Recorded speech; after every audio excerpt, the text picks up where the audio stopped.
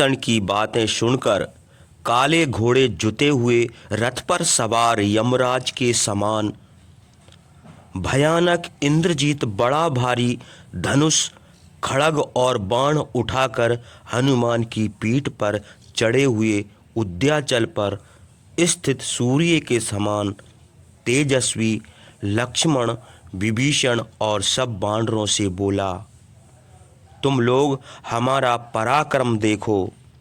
आज हमारे धनुष से छूटे हुए बाणों को आकाश से गिरती हुई जलधारा के समान देखोगे और प्रहार सहोगे। हमारे बाण तुम लोगों के अंगों को उसी प्रकार छिन्न भिन्न कर डालेंगे जैसे आग रुई के ढेर को भस्म कर देती है। शूल, शक्ति, रिष्ट और पैणे बाणों से काटकर तुम लोगों को यमपुर भेजेंगे। मैं जब बरसात के बादलों के समान गरजकर बड़ी फुर्ती से बाण बरसाऊंगा, तब मेरे सामने कौन खड़ा रह सकेगा? क्या उस दिन की बात तुम भूल गए जब हमने वज्र के समान बाणों से मारकर तुम दोनों भाइयों को पृथ्वी पर सुला दिया था? तुम्हारी सेना के सब वानरों को भी मूर्छित कर दिया था। जान पड़ता है अब तुम सचमुच यमलोक को जाना चाहते हो। इसी से तुमको वह बात भूल गई और विषधर सांप के समान कुपित हमसे युद्ध करने के लिए आए। इंद्रजीत के यह वचन सुनकर लक्ष्मण ने उत्तर दिया, हे राक्षस, तुमने इन कामों में युद्ध में पार पाना कठिन बताया है, किंतु वही पुरुष बुद्धिमान कहाते हैं जो अपने उद्योग से काम में सफलता प्राप्त करते हैं। तुम कठिन काम को केवल अपने मुंह से सफल कहकर अपने को कृतार्थ समझते हो। रे मूर्ख, तुमने छिपकर युद्ध में हम लोगों को मूर्छित कर दिया था। यह चोरों का काम है, वीर पुरुष ऐसा नहीं करते। हे राक्षस, जिस तरह हम तुम्हारे सामने खड़े हैं उसी तरह तुम भी हमारे बाणों के सामने खड़े होकर अपनी वीरता दिखाओ। वृथा क्यों बकते हो? लक्ष्मण के यह कहने पर महाबली इंद्रजीत धनुष उठाकर पैणे बाण बरसाने लगा। उसके चलाए हुए बाण विषैले सांपों के फुफकारते फुफकारते हुए बड़े वेग से लक्ष्मण के ऊपर गिरने लगे। रावण का पुत्र इंद्रजीत वेग से चलने वाले बाणों से लक्ष्मण को घायल कर दिया। श्रीमान लक्ष्मण रुधिर से भींगकर बिना धुएं की आग के समान रक्त वर्ण हो गए। इंद्रजीत अपनी असफलता देखकर सिंहनाद करता हुआ लक्ष्मण के समीप आकर बोला, हे लक्ष्मण, हमारे धनुष से छूटे हुए बाण नाशक पैण बाण आज तुम्हारा विनाश कर देंगे। तुम्हारी लाश के ऊपर झुंड के झुंड गिद्ध, बाज और सियार कूदेंगे। परम मूर्ख क्षत्रियों के सहायक असभ्य रामचंद्र आज हमारे हाथ से मारे हुए अपने प्रिय भाई तुमको देखेंगे। हे लक्ष्मण, आज तुम्हारा कवच, धनुष और सिद्ध हमारे बाणों से कटकर पृथ्वी पर गिरेगा। इंद्रजीत की यह कठोर वचन कहने पर लक्ष्मण ने क्रोध होकर उत्तर दिया, हे मूर्ख राक्षस, यह बकवास छोड़ दे। पुरुषार्थ करके इस बात को सिद्ध कर। पुरुषार्थ किए बिना व्यर्था क्यों बकता है? वह काम कर जिससे तेरी बातों का हम विश्वास करें। देख, हम तुझे कठोर वचन कहे बिना मार डालेंगे। लक्ष्मण ने यह कहकर अपने धनुष पर 5 बाण चढ़ाए। और बड़े वेग से धनुष की डोरी कान तक खींचकर इंद्रजीत की छाती में मारे। कुपित सांपों के समान बेसुपंख बाण राक्षस की छाती में सूर्य के किरणों के समान शोभित हुए। बाणों के लगने से क्रुद्ध होकर इंद्रजीत ने 3 बाण लक्ष्मण के मारे। इस प्रकार लक्ष्मण और इंद्रजीत का तुमुल युद्ध होने लगा। दोनों वीर पराक्रमी, तेजस्वी और परम दुर्जय थे। दोनों वीर आकाश में प्राप्त 2 ग्रहों के समान शोभित थे तथा इंद्र और वृत्तासुर के समान युद्ध में दुर्धर्ष थे। दोनों वीर 2 सिंहों के समान युद्ध करते थे।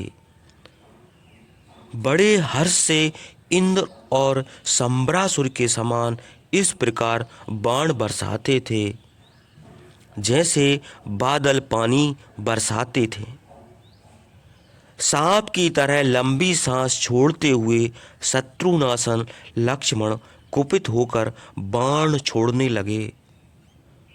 उनके धनुष की डोरी का शब्द सुनकर इंद्रजीत उदास हो गया और उनकी ओर देखने लगा। इंद्रजीत को उदास देखकर विभीषण ने लक्ष्मण से कहा, देखिए, आपके धनुष का शब्द सुनकर इसका मुंह सूख गया है। यह इसकी पराजय का एक बड़ा लक्षण है। इसलिए हे महाबाहो, इसके मारने में विलंब न कीजिए। अब इसे मरा समझिए, इसमें कोई संदेह नहीं है। लक्ष्मण ने विषधर सांपों के समान तीक्ष्ण बाण चलाए। इंद्र के वज्र के समान बाणों से घायल होकर इंद्रजीत की सब इंद्रियां व्यथित हो गईं और वह मूर्छित हो गया। थोड़ी देर बाद जब उसे होश आया तब उसने वीर लक्ष्मण को युद्ध भूमि में अपने सामने देखा और क्रोध होकर लाल लाल आंखें करके उनके समीप आकर कठोर वचन बोला, हे लक्ष्मण, क्या तुम उस दिन की बात भूल गए? तुमको हमारे पराक्रम का स्मरण नहीं है। हमने वज्रतुल्य बाणों से मारकर तुम दोनों भाइयों को बेहोश कर दिया था और तुम दोनों भाई पृथ्वी पर लौटते थे। वह बात तुमको स्मरण न होगी, अथवा तुम यमलोक को जाना चाहते हो, नहीं तो हमसे युद्ध करने न आते। अच्छी बात है, यदि तुमने उस दिन हमारा पराक्रम नहीं देखा तो खड़े रहो, अभी तुमको दिखाते हैं।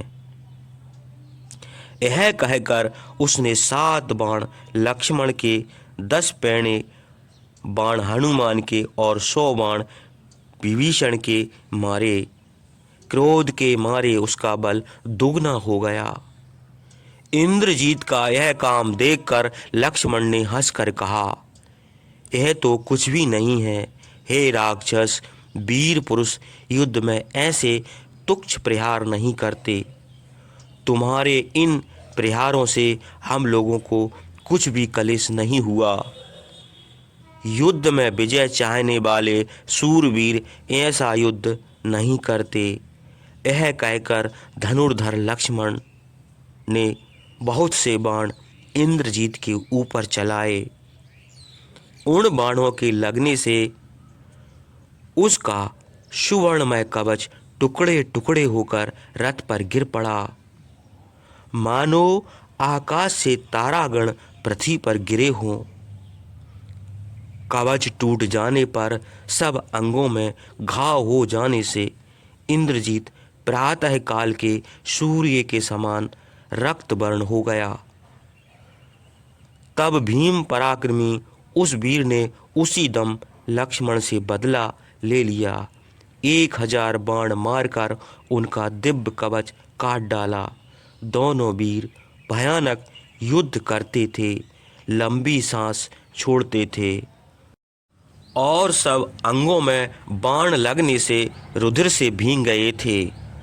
बड़ी देर तक इसी प्रकार एक दूसरे के अंगों में पैने बाण मारते रहे। दोनों महापराक्रमी थे और अपनी अपनी विजय के लिए प्रयत्न करते थे।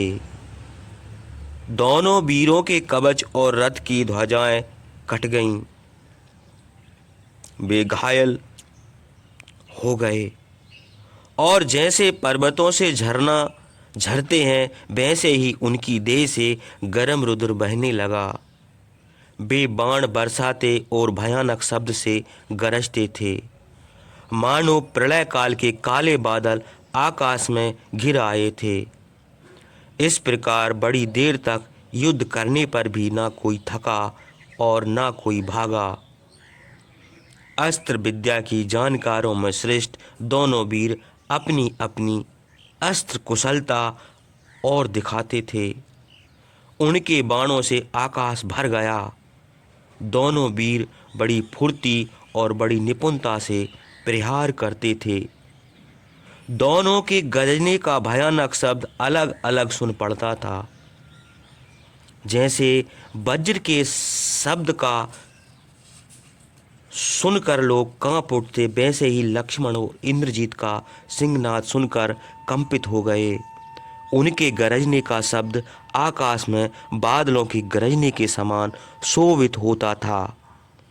युद्ध में विजय और कीर्ति चाहने वाले दोनों बलवान सुवर्ण पुंख से घायल होकर देह से रुधिर टपकाने लगे। उनकी देह में बैठकर रुधिर से भीगे हुए सुवर्ण पुंख बाण पृथ्वी में धंस गए।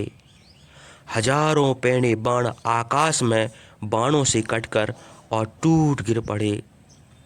युद्ध भूमि में उसी प्रकार बाणों के ढेर लग गए जैसे यज्ञ में अग्नि कुंड के समीप कुशों के ढेर लग जाते हैं। उनके सब अंगों में घाव हो जाने से वे दोनों महात्मा ऐसे शोभित हुए जैसे वन में बिना पत्तों के फूले हुए ढाक और सेमर के पेड़ शोभित होते हैं। लक्ष्मण और इंद्रजीत अपनी अपनी विजय के लिए प्रचंड युद्ध करते थे। लक्ष्मण इंद्रजीत को और इंद्रजीत लक्ष्मण को अस्त्रों से मारते थे, किंतु उनमें से कोई थकता नहीं था। उनकी देह में बाण गड़ गए थे, इसलिए ऐसे शोभित होते थे जैसे पर्वतों पर वृक्ष लगे हों। उनकी देह रुधिर से भीग गई थी, चमकते हुए बाण गड़े हुए थे। यद्यपि वे जलती हुई आग के समान शोभित होते थे। इस प्रकार बड़ी देर तक युद्ध हुआ, किंतु उनमें से ना कोई भागा और ना कोई थका। महात्मा विभीषण लक्ष्मण का उत्साह बढ़ाकर उनकी थकावट दूर करने के लिए युद्ध में उनके समीप आकर खड़े हो गए। इस प्रकार परस्पर विजय पाने की इच्छा से लक्ष्मण और इंद्रजीत मदान हाथियों के समान युद्ध करते थे। उसी समय वीर विभीषण श्रेष्ठ धनुष धारण किए हुए युद्ध भूमि में आए।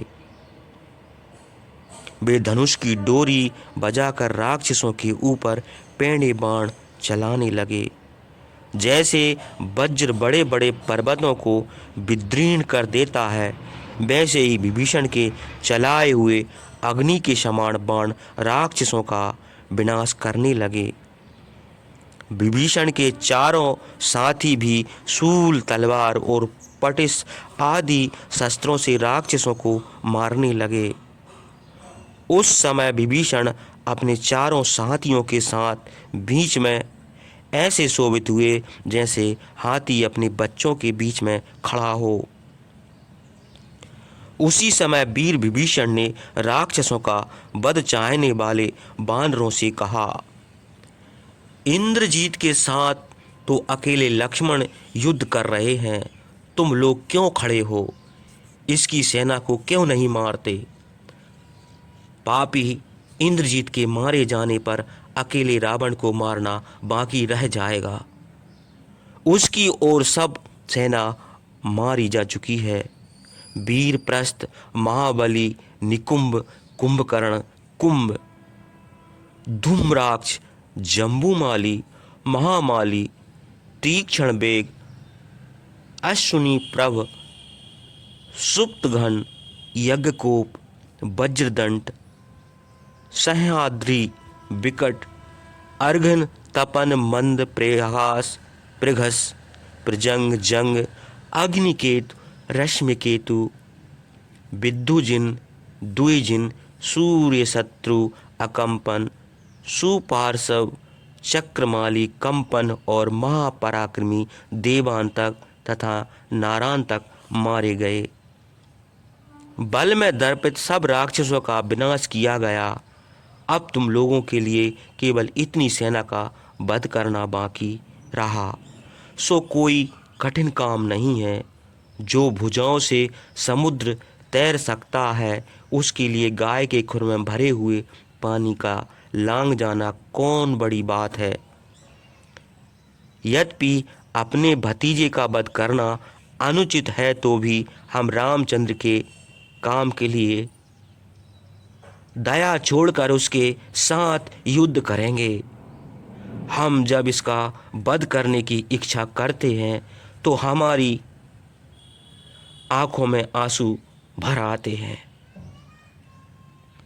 इसलिए इसे मार नहीं सकते।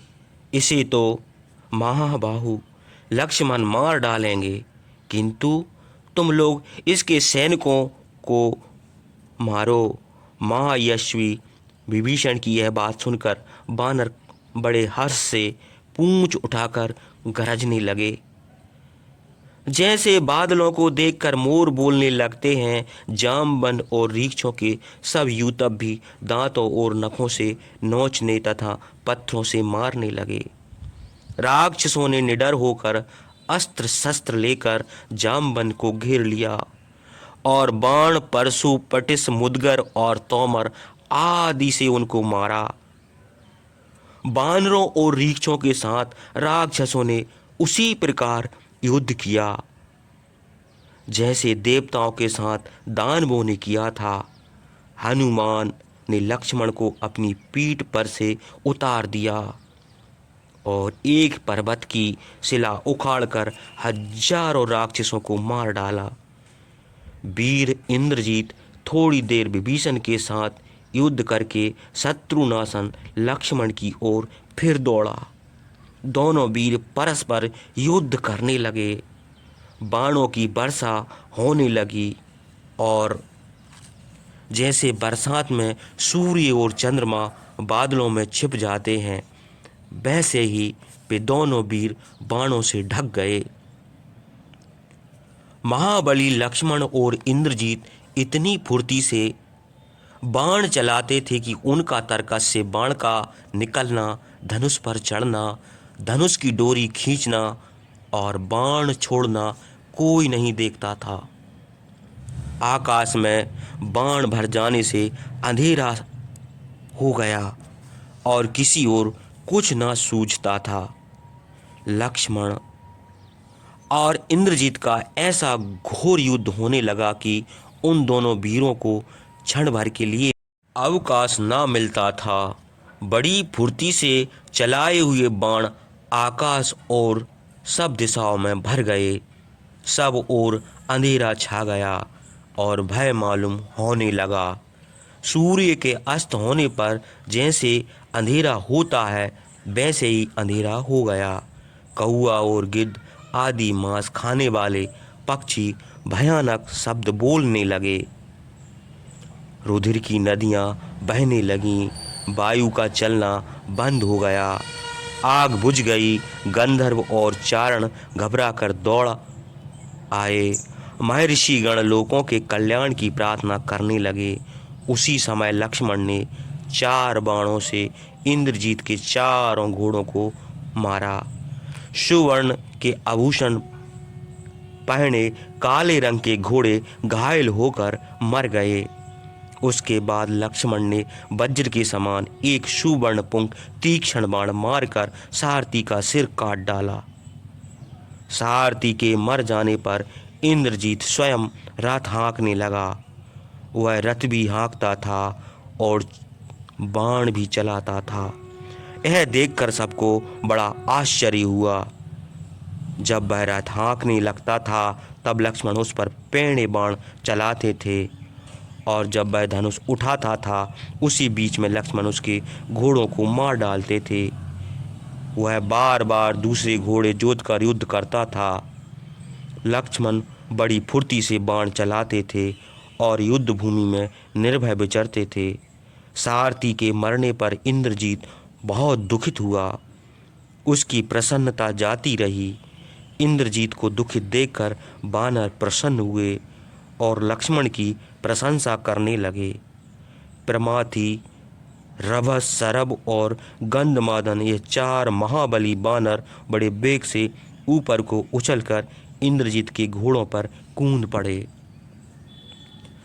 सिर के ऊपर पर्वताकार वानरों के कूद पड़ने से घोड़ों के मुंह से रुधिर बहने लगा और वे निर्जीव होकर पृथ्वी पर गिर पड़े। उन वानरों ने घोड़ों को मारकर इंद्रजीत का रथ भी तोड़ डाला और फिर वे बड़े वेग से कूदकर लक्ष्मण के पास लौट आए। जब इंद्रजीत का रथ टूट गया, सारथी घोड़े मर गए, तब वह बाण चलाता हुआ लक्ष्मण की ओर दौड़ा।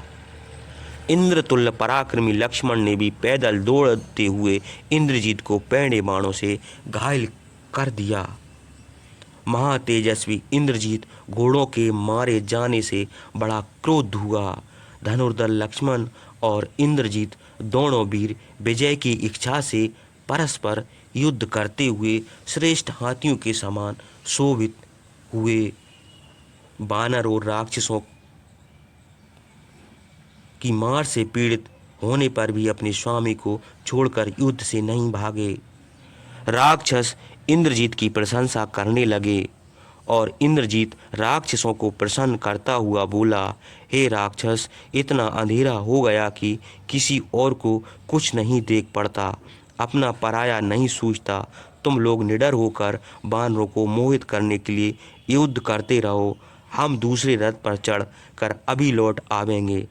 तुम लोग ऐसा उपाय करो कि जब तक हम नगर से लौट कर न आवें तब तक वानर युद्ध न करें। राक्षसों को से यह कहकर वानरों को धोखा देकर इंद्रजीत रथ लेने के लिए लंका को चला गया।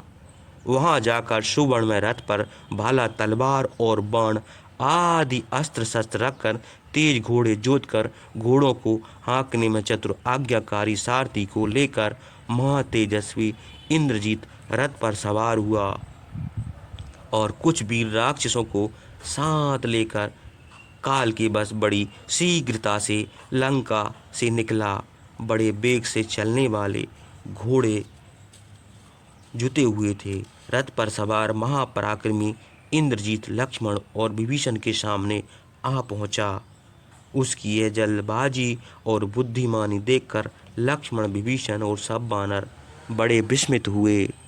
इंद्रजीत ने कुपित होकर सैकड़ों हजारों बाण वानर यूथुपों पर चलाए। वह बड़ी शीघ्रता से धनुष को खींचकर बाणों से वानरों को मारता था।